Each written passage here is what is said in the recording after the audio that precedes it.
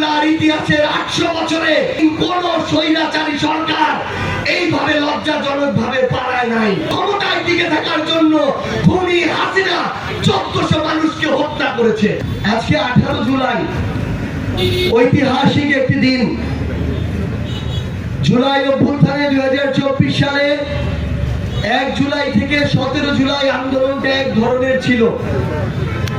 17 জুলাই যখন আমাদেরকে ঢাকা বিশ্ববিদ্যালয় ক্যাম্পাস থেকে প্রশাসনকে ব্যবহার করে ছাত্রলীগ, আওয়ামী লীগ, যুবলীগের সন্ত্রাসী বাহিনী দিয়ে রক্তাক্ত হামলা করে ক্যাম্পাস থেকে বের হতে বাধ্য করা হয়, অস্ত্রের মুখে যখন আমরা ওই ক্যাম্পাসে বসে বলেছিলাম পৃথিবীতে কি মহামারী চলে যে আমাদের ক্যাম্পাস ছাড়তে হবে, তখনও আমাদেরকে অস্ত্রের মুখে ক্যাম্পাস ছাড়তে বাধ্য করা হয়।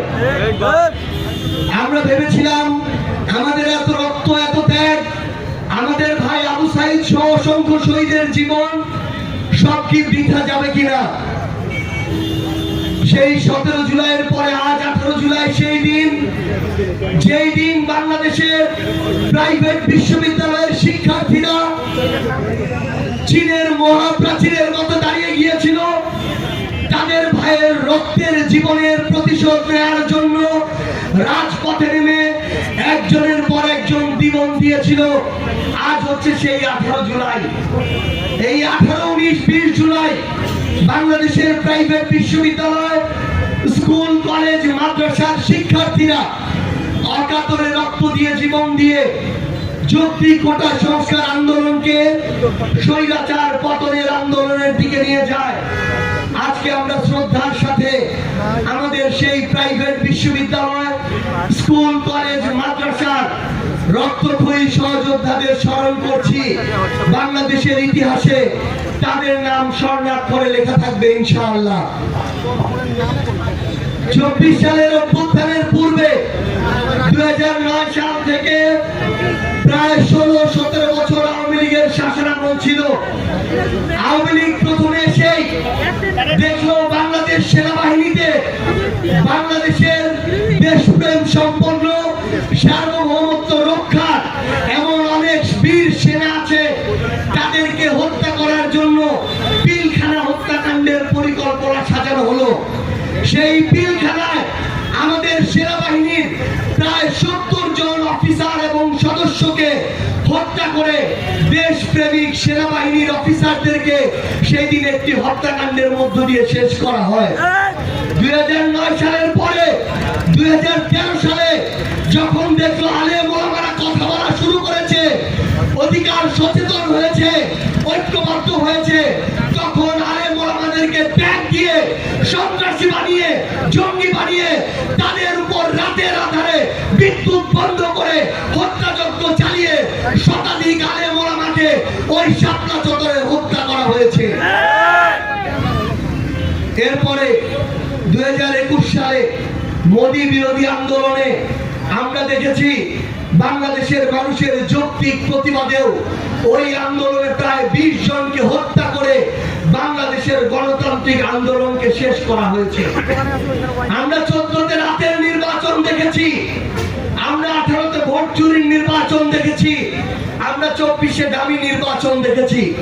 আওয়ামী লীগ একটার পর একটা আমাদের গণতান্ত্রিক নির্বাচন অধিকারকে শেষ করেছে। সর্বশেষ 24 সালে আমার এই দেশের সবচেয়ে গণতান্ত্রিক যে আন্দোলন, যৌক্তিক কোটা সংস্কারের আন্দোলন, সেই আন্দোলনে আমার 4 বছরের ভাই থেকে 70 বছরের বৃদ্ধ, কৃষক, শ্রমিক, অটো চালক, গার্মেন্টস কর্মী, কোনো কিছু দেখা হয়নি। ধর্ম, বর্ণ কোনো কিছু দেখা হয়নি। শুধু ক্ষমতায় টিকে থাকার জন্য খুনি হাসিনা 1400 মানুষকে হত্যা করেছে। এই হত্যাযজ্ঞের সময় খুনি হাসিনা যখন দেশ ছেড়ে পালিয়ে গিয়েছে, ইতিমধ্যেই খুনি হাসিনা 1400 মানুষকে হত্যা করার পরে এমন ভাবে পালিয়েছে, বাংলার ইতিহাসের 800 বছরে কোনদিন কোন স্বৈরাচারী সরকার এইভাবে লজ্জাজনক ভাবে পালায় নাই। ব্রিটিশরাও এইভাবে লজ্জাজনক ভাবে পরাজিত হয় নাই, পাকিস্তানিরাও এইভাবে লজ্জাজনক ভাবে আত্মসমর্পণ করে নাই। আপনারা শুধু চিন্তা করেন, এত বড় একটা গণহত্যা করার পরে যেই মানুষকে ভারত আশ্রয় দিতে পারে, সেই ভারত কোনদিন আমাদের বন্ধু হতে পারে না। এত বড় একটা গণহত্যা করার পরে যেই ভারত আমার সীমান্তে হত্যা করতে পারে, সীমান্তে অবৈধ পুশিং করতে পারে, সেই ভারত আমাদের বন্ধু হতে পারে না।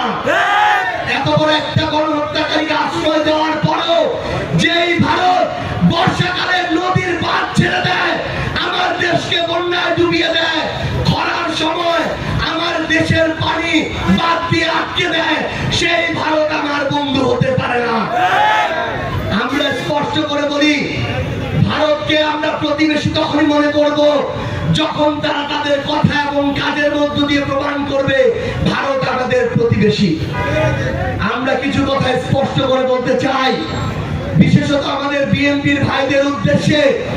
মির্জা ফখরুল ইসলাম আলমগীর বিএনপির মহাসচিব 16-17 বছর ধরে লড়াই করেছে, সংগ্রাম করেছে, 16-17 বছর ধরে নির্যাতিত ছিল। সেই মির্জা ফখরুল ইসলাম আলমগীর এইবার বিজয়ী হয়ে গুরুত্বপূর্ণ মন্ত্রণালয়ের দায়িত্ব পেয়েছে। বিএনপির মহাসচিব, তাকে আমরা সম্মান করতে চাই, কিন্তু বিএনপির মহাসচিব সাহেব যখন নির্বাচনের সময় বলে বাংলাদেশে তারা ইসলামের মুসলমানের পাশে আছে, তারা বিএনপি যখন বলে মদিনার সনদ বাস্তবায়ন করবে, তারা যখন শেষবারের মতো ভোট চায় আর নির্বাচন শেষ হওয়ার পরে তারা যখন ডানপন্থার উত্থানের কথা বলে, উগ্রবাদের কথা বলে, আমার ধর্মপ্রাণ মুসলমানদেরকে আবার ত্যাগ দিতে চায়, তখন আমরা তাদের উদ্দেশ্যকে সন্দেহ করি।